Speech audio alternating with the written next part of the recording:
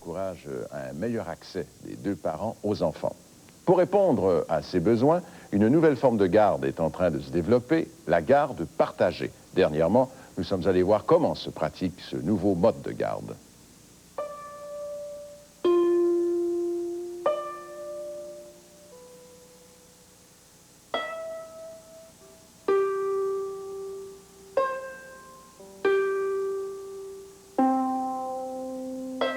Les parents de Patrick et Cynthia sont séparés depuis 2 ans et demi.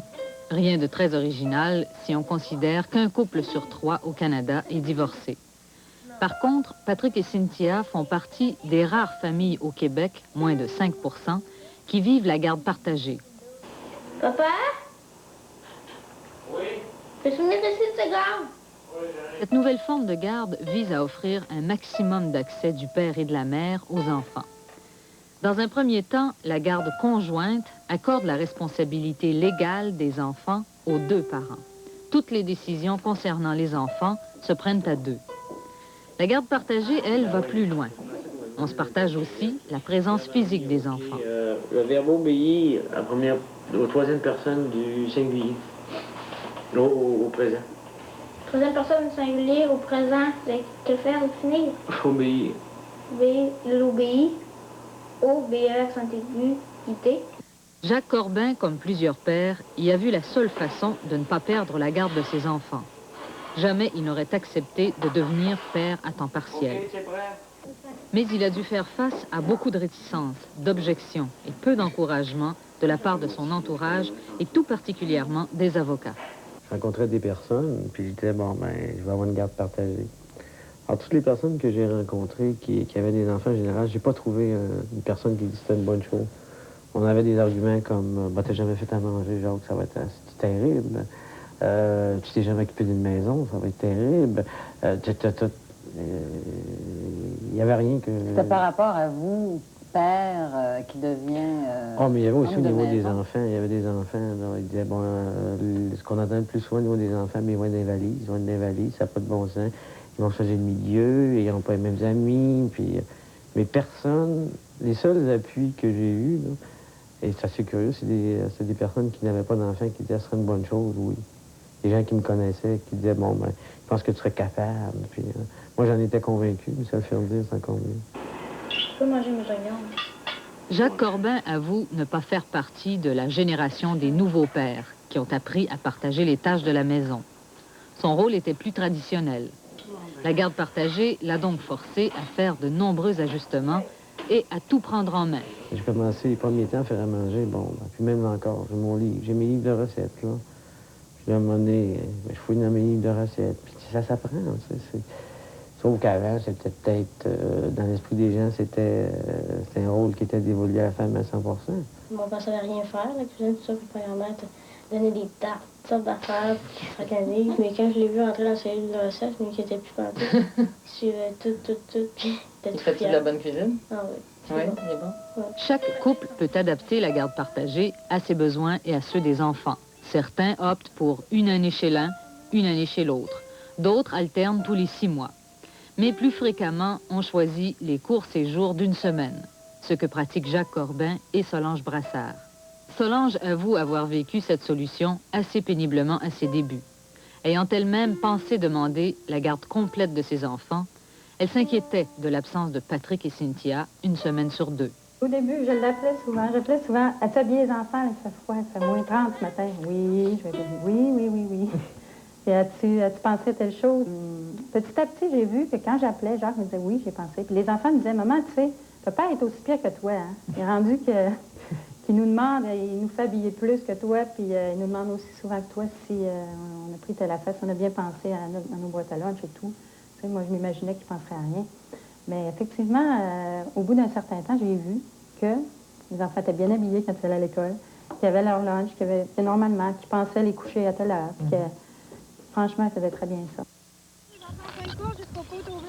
Je voyais que Jacques voulait autant que moi les enfants, puis je me disais, les enfants l'aiment, et puis il aime les enfants. Je pense que l'idéal, dans le fond de mon âge, je me disais, l'idéal pour eux, ça devrait être que les 2 parents soient avec eux. Pour que la garde partagée fonctionne, il faut un minimum d'équilibre entre les 2 maisons. Les parents tenteront de maintenir un niveau de vie semblable, habiteront de préférence le même quartier. Il ne faut pas éloigner les enfants de leurs amis et les garder à la même école. Il faudra aussi renoncer aux projets de voyage prolongés, aux promotions dans une autre ville. Si la garde partagée semble logique, elle peut être aussi fragile. Il y en a qui me disaient, tu vas les perdre. Écoute, Jacques, à la maison, toi, tu as ton appartement, ils sont tous les deux dans la même chambre, ils n'aimeront pas ça et tout. Mais il y en a d'autres qui me disaient, ben non, il faut que tu leur fasses confiance. Les enfants, eux autres, c'est pas ça qui compte, c'est que tu les aimes. Puis je me disais, c'est vrai. Là-dessus, Cynthia m'a dit beaucoup, elle disait souvent, maman, ben écoute, c'est pas important ça, que tu n'aies pas de vidéo, que tu n'aies pas ci, que tu pas ça, c'est pas important. Ce qui semble le plus cruel aux yeux du public, ce sont les fameuses petites valises, ces petits baluchons que font les enfants tous les vendredis, ramassant vêtements, jouets, pour les transporter dans une autre maison. Les affaires que j'aime, ben, c'est parce que Noël, on en a deux, tu sais. Je fêtais 2 fois, mais ça, c'est les affaires que... Ah oui? Tu trouves ça amusant? Oui. Qu'est-ce que tu aimes moins là-dedans, dans cette formule-là? Ce que j'aime moins, c'est des fois, je suis loin de mes amis. Puis je peux moins les voir que quand je suis tout le temps chez mon père, mettons, ou tout le temps ici. Parce que tes amis sont près de chez ton père? Oui. Alors, qu'est-ce que tu fais quand tu viens chez ta mère? Ben, des fois, je les amène chez nous, ici. Puis, des fois, ben, je n'en ai pas. J'avais appelé un psychologue à ce moment-là. Je me demandais qu'est-ce qui était le mieux pour les enfants. Est-ce que c'est mieux qu'ils soient toujours avec le même? Est-ce que c'est terrible de voyager d'une semaine à l'autre? Qu'est-ce que ça peut faire? Il a dit, madame, l'important là-dedans, c'est qu'ils soient en contact avec les deux. Les valises, ils viennent à les oublier. Paul Lamontagne est psychologue. Elle travaille étroitement avec le bureau de médiation de la Cour supérieure de Montréal. Pour elle, la garde partagée est la meilleure façon de maintenir un lien familial là où la famille traditionnelle est dissoute. Quant au problème des petites valises, c'est une obsession d'adulte. Pour certains enfants, c'est extrêmement rassurant de savoir, premièrement, qu'il n'y aura plus de chicane, de savoir que quand on revient chez maman le lundi soir, on va revoir papa l'autre lundi soir. C'est rassurant. Ça veut dire qu'il n'y aura pas de rupture. Et quand les enfants sont jeunes et que le temps entre les visites n'est pas trop grand, c'est assez agréable. Ça correspond à leur sens du passage du temps. Est-ce qu'ils ont des racines, ces enfants-là? On parle souvent des enfants à la petite valise. Ils vivent chez papa, ils vivent chez maman, mais chez eux, où est-ce que c'est? Oui, bien souvent, un des deux parents va garder le logis d'origine, et puis l'autre parent va s'installer pas très loin. Règle générale, les cas où je trouve que la garde physique partagée fonctionne, il y a un certain rapprochement. On habite le même quartier. La garderie ou l'école est assez proche des deux logements. Il y a chez certains parents une excellente détermination et une volonté de faire marcher ça. Et règle générale, c'est rassurant pour les enfants. C'est le principe de base, de Oui. toute façon, pour que ça marche. Et pour les enfants, l'impact est positif. Ça assouplit énormément, ça fait disparaître les stress, certains des stress qui sont liés à la rupture. Après 2 ans et demi de garde partagée, Solange et Jacques commencent à peine à pouvoir se parler calmement. Car contrairement à ce que l'on croit, certains couples arrivent à organiser cette garde, même si leurs relations interpersonnelles sont au plus mal. On s'entend alors sur un seul principe, le bien-être des enfants. Pour Patrick et Cynthia, la garde partagée est la garantie de continuer à vivre avec leurs 2 parents. Est-ce que c'est un petit peu difficile de se quitter puis de recommencer après? Non, c'est facile. Ouais. T'as vu, c'est aussi facile les 2 bords, puis ça passe tellement vite qu'on n'a pas le temps de s'en rendre compte. On s'ennuie quasiment jamais, puis on a hâte tout le temps de voir nos parents quand ils arrivent le vendredi. Moi, j'ai remarqué au début que les enfants étaient beaucoup compétitifs le vendredi soir, quand j'allais les chercher. Puis moi, ça me faisait drôle. Je me sentais un petit peu énervée aussi. Il arrivait tout d'un coup 2 enfants dans ma vie qui avaient été tranquilles pendant une semaine. Puis là, il se passait plein de mouvements. Là. Les enfants me parlaient de leur semaine. Je ne pouvais pas placer un mot. Tout le monde était énervé. Tout le monde était énervé. Les premières heures, je pense, c'était difficile. Présentement, on dirait que c'est moins pire. Là, depuis, ça fait 2 ans et demi.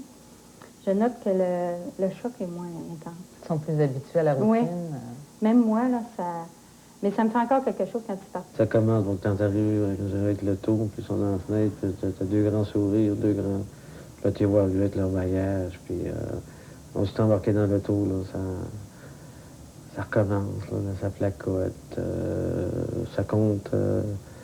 C'est fantastique quand tu vas chercher. Il n'y a pas de silence dans l'auto, même que des fois tu dis, ah ben, pas trop, là. Il y a un paquet de choses à dire. Puis après ça, on revient ici, puis ben, si tu veux, ils sont... je pense que pour eux autres, ils ont 2 milieux, là, ils ont 2 maisons. Puis bon, ben... Et ça fait, dans leur cas, ça fait 2 ans et demi qu'ils font ça. Est-ce que ça va ici, la cheminée? Estelle n'avait que 19 mois quand ses parents se sont séparés il y a 3 ans. Elle n'a jamais connu autre chose que la garde partagée, puisque ses parents ont opté pour cette formule dès le tout début. Pour Isabelle, se séparer de son bébé 1 semaine sur 2 n'était pas facile. Aujourd'hui encore, cette séparation est toujours aussi pénible, même si la garde partagée lui semble être la meilleure solution. Le plus dur à négocier, c'est pas sur un point comme tel, c'est de vivre une garde partagée, je pense, dans l'ensemble. C'est pas avoir ton enfant, c'est de pas avoir ton enfant 7 jours sur 7. Moi, je désirais, au bout de la ligne, l'avoir tout le temps, tu sais.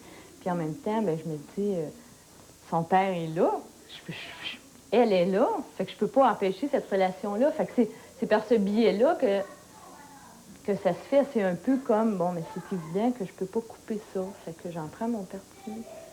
La garde partagée en soi, c'est pas un idéal de vie, tu sais. C'est face à une séparation, bon, t'as des principes comme de pas couper ta fille de la relation qu'elle a avec son père. Loin d'être gênée par la logistique compliquée d'une garde partagée, Isabelle en vit maintenant 2.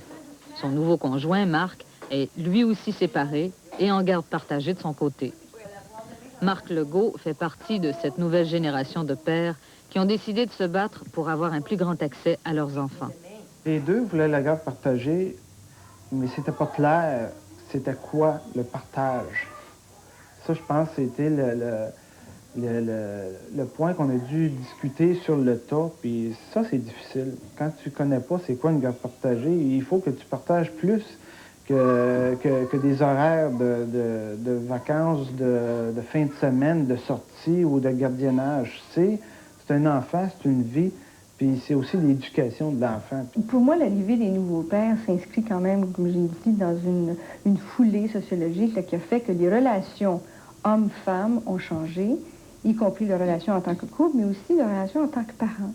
Et sans aucun doute, c'est un ajustement positif, à mon avis, de meilleures relations entre les parents. Et ça ne peut que bénéficier les enfants. Les nouveaux pères, je trouve, demandent des choses et, règle générale, leur intention est saine et leur efficacité comme parents n'en est qu'améliorée. Il y a des femmes qui nous ont dit qu'elles étaient perçues comme des mères ingrates parce qu'elles laissaient aller leur enfant 1 semaine sur 2. Et par contre, le père, lui, devenait le super-homme qui, lui, prenait la charge. C'est l'image qu'on a de ces gens-là. Le père héros qui est au lavoir avec 2 enfants en train de faire son lavage. Oui, il y a un petit peu ça, mais je crois qu'il y a un stigmate, malheureusement, qui est encore attaché à la femme qui choisit de ne pas assumer ses enfants 90% du temps. Et quand elle laisse aller, on dit elle laisse aller, c'est mal perçu.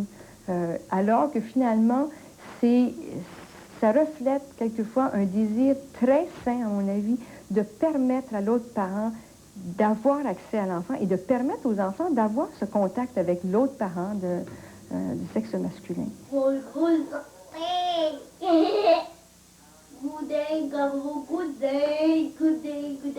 Estelle et Catherine sont devenues des petites sœurs à temps partiel. Elles alternent entre 2 régimes de vie bien différents, celui de la famille reconstituée à 4 et celui de la famille monoparentale. Pour plusieurs, la garde partagée est en train de devenir la formule du moindre mal. Où ça, t'as été baigné? C'est en tout cas ce qui se rapproche le plus d'une vie familiale stable avec les 2 parents. Mais sa nouveauté fait qu'il y a encore peu de modèles auxquels on peut se référer. Il est donc difficile de savoir quels sont les effets d'un tel régime sur l'identité des enfants, sur leur sens du chez-soi. C'est souvent ce que je trouve difficile de la garde partagée, c'est de voir ma fille avoir 2 chambres, avoir des fois trop en double, qui fait que t'as plus d'identification à un objet de désir ou un lieu de fuite ou, tu sais, de rêve. Là. Bon, c'est pour ça que quand on parle de 2 garde-robes et tout ça, moi, j'embarque moins là-dedans parce que, puis c'est plusieurs personnes, plusieurs familles qui font des gardes partagées, qui adoptent 2 garde-robes et tout ça pour le voyagement. Mais c'est beaucoup la question de préserver ce que je peux autant que possible, ce qui est à elle, que ce soit son intimité, ses choses à elle. Bon, elle a 2 chambres, je peux plus rien faire, c'est ça, c'est la réalité, là. Je pense que Stella, elle sent chez elle aux 2 places. Mais on verra bien. T'sais, je me suis toujours dit, à l'école, quand on va lui demander de dessiner sa maison, ça va être quelle maison qu'elle va dessiner, tu sais? Je dirais que c'est beaucoup moins compliqué dans l'esprit, dans le cœur des enfants que pour les parents.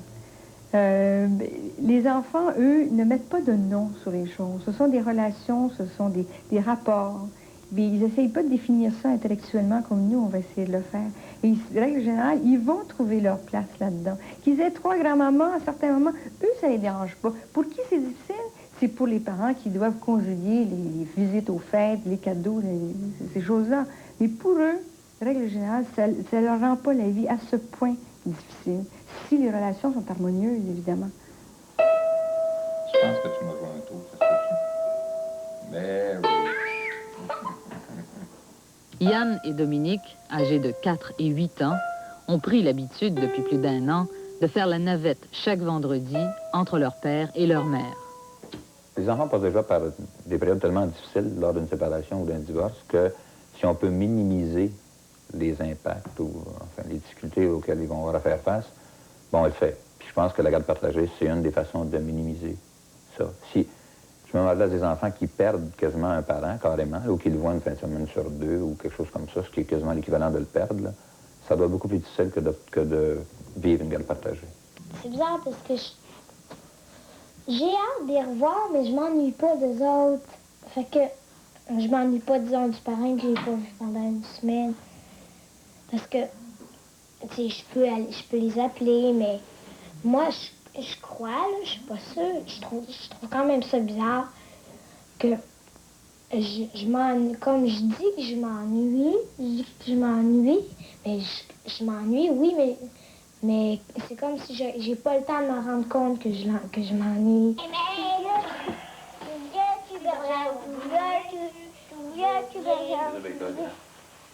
Normand Poitras a dû faire vite et apprendre à réorganiser sa vie afin de pouvoir jouer en solo tous les rôles dans la maison. Ça n'a pas été un apprentissage si pénible que ça, malgré que j'ai dû apprendre un tas de trucs. Là, genre, prendre des cours de cuisine parce que, bon, des œufs et des bines, on en revient. Donc, j'ai dû là, parfaire mes connaissances de ce côté-là. J'étais le premier tanné de manger toujours la même chose. Et puis, il y a d'autres aspects, genre, bon, le linge des enfants qui nécessite d'être recousu, des trucs comme ça, là, que je dois apprendre. Ça fait beaucoup de choses à apprendre en même temps. Du point de vue matériel, là, je parle pas d'argent, mais du point de vue organisationnel, ça prend pas mal de trucs. S'occuper de 2 petits. Puis, je n'étais pas sûr de réussir. Puis, il a fallu que je me plante les pieds pas mal pour le faire. Donc, je suis assez fier de moi de ce côté-là. Dominique n'a plus espoir de voir un jour ses parents se réconcilier. Il accepte donc de bon gré de se partager entre les 2. Mais, comme pour tous ces enfants que nous avons rencontrés, le partage qui le préoccupe le plus et qui doit être le plus équitable, c'est celui du cœur. J'aime beaucoup chez mon père parce que je peux faire la menuiserie, puis j'aime beaucoup la menuiserie. Il y a beaucoup de bois, là, puis il y a beaucoup d'outils, de clous, là, des affaires de même. Puis j'aime beaucoup chez ma mère parce qu'elle a du tissu, une machine à coudre. Elle marche très bien, là. Puis tu fais des activités différentes. Puis comme dans les 2 maisons, j'ai beaucoup de livres parce que j'aime beaucoup lire. C'est comme si les 2 maisons seraient en réalité une maison. Ça, c'est un problème d'enfants qui vivent une garde partagée, je pense, là, qui essayent d'aimer leurs 2 parents exactement à 50% chacun. Il n'est pas question de préférer un parent, encore que ce soit très humain, mais ils ne vont pas le faire. Ou du moins, ils ne vont pas avouer qu'ils le font. Puis ça, c'est plate, parce qu'à ce moment-là, ils ne sont pas eux-mêmes, et puis ils trichent avec eux autres, puis c'est pas correct. Quand tu es chez papa, est-ce que tu t'ennuies de maman? Des fois. Puis quand tu es chez maman, est-ce que tu t'ennuies de papa? Ça dépend combien de jours qu'on reste chez mon père, Oui. chez ma mère. Où est-ce que c'est chez vous? Chez moi? Chez Colette? C'est-tu chez Colette, chez vous? De quoi? Chez vous? C'est-tu chez Colette? Les deux maisons, c'est à nous. T'as deux chez vous? Oui. T'as la maison chez papa, puis la maison chez maman? Oui. Puis c'est ça chez vous? Oui. Oui? T'aimes ça comme ça? Oui. Oui. Merci.